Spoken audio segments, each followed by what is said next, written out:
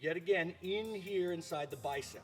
What back control means is that that's Joel reaching around for my back, his ability to hold me in.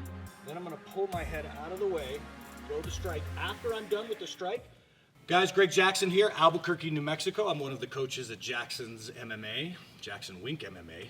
Can't forget the most important guy, Mr. Winklejohn. And with me is the amazing Joel, as always.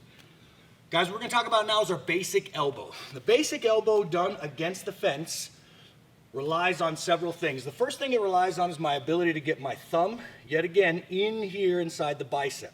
So that's the first thing we're fighting for. Why are we fighting for that? Well, again, back control is a very real thing. What back control means is that that's Joel reaching around for my back, his ability to hold me in. I can't get any space to hit the elbow when I do that. So I need to first address what's keeping me from elbowing him, which is this hand on my back.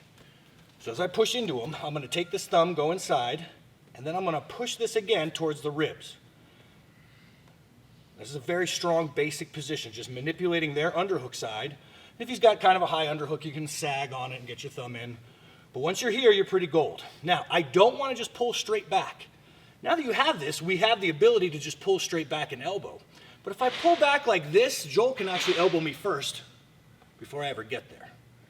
So I have to make sure that I keep my head in a strong position. So as I push this forward, I'm gonna hike my underhook up and I'm gonna duck my head underneath here.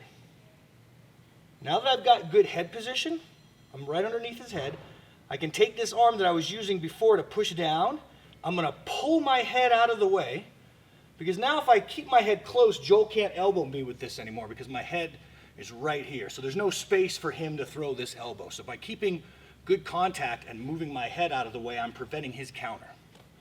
So I'm here. We're gonna do my own technique by pulling my head out of the way. And as I pull my head out of the way, you can either do a rising elbow this way, or you can do more of a vertical elbow this way. Sorry, horizontal elbow this way. So here and here, I'm gonna pull my head out of the way and either hit here or here. So it's super important once you get in here, you have to say, well, what am I fighting for? I'm fighting for this linchpin position right here. Then I'm pushing in. Now I can't just elbow him from here, he will elbow me first. So then the next important thing, and these things don't seem that important until you're in a fight against the cage, your head position, head position. So now I have wrist control, well, arm control technically, and I'm gonna get my head position next, which is where I hike this up and duck this down.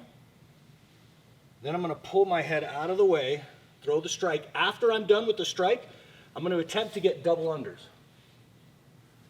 So after I hit either here or here, I wanna dive this hand back underneath and attempt to get double unders.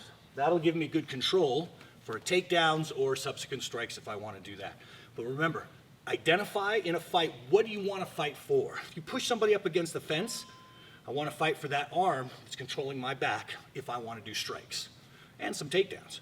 So making sure that I get that thumb in, that I push that guy in, then I get good head control, and then I bring that symphony together to do a devastating strike.